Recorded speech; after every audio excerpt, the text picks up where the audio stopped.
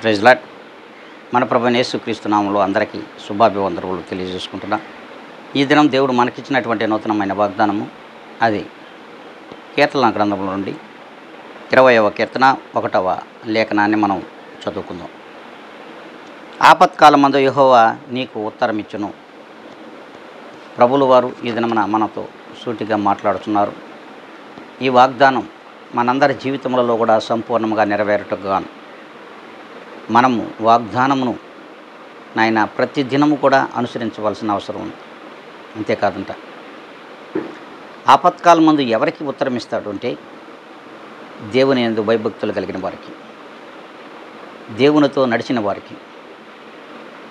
ఆ దేవుడు ప్రభువైన క్రీస్తు యేసు అని నీ హృదయంలో విశ్వసించి నీవు నమ్మకం నుంచి ఆ భయముతో ప్రభువుల వారిని వెంబడిస్తే ఆయన ఆపత్కాలం మందు నీకు ఉత్తరం ఇస్తాడు.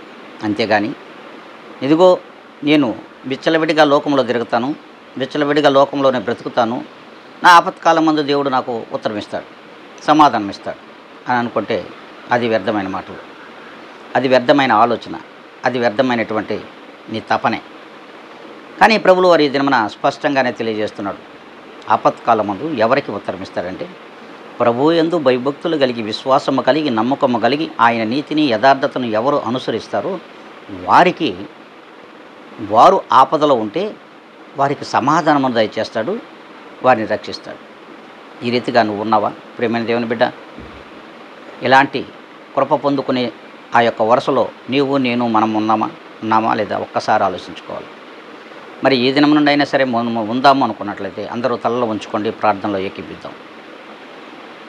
పరిశుద్ధాత్మదేవుడా, కృపా సత్య సంపూర్ణ మా తండ్రి, నీ పాదములకు వందనములు స్తోత్రములు సమర్పించుకుంటున్నాం.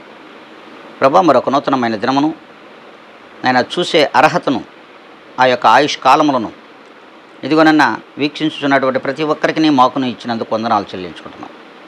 ప్రభా, కృతజ్ఞతలు చెల్లించుకుంటున్నాం. ఈ వాగ్దానము మా అందరి జీవితంలో కూడా ఫలింపచేయమని, ఈ వాగ్దానం ద్వారా మా జీవితంలో మేము కనుగొనే మార్గాలను నీవు చూపించుచున్నావు ప్రభా. అందుని బట్టి వందనాలు చెల్లించుకుంటూ ప్రభా, నీ ప్రియబిడ్డలమైన మేము అందరం కూడా ఈ లోకంలో ఎక్కడ తప్పిపోతున్నామో, జారిపోతున్నామో, పడిపోతున్నామో మాకైతే తెలియదు. కానీ అయ్యా, మమ్మల్ని నిజముగా చేయి పట్టి నడిపించగలిగిన దేవుడు నువ్వని మీ పాదాల దగ్గర ప్రతి ఒక్కరిని సమర్పించుకుంటూ, నన్ను నేను ప్రతిష్ఠించుకుంటూ క్రీస్తు యేసు యొక్క గొప్ప ఘనమైన నామములో అడిగి వేడుకొని ప్రార్థిస్తున్నాను మా ప్రియ గొప్ప పరలోక తండ్రి. ఆమేన్.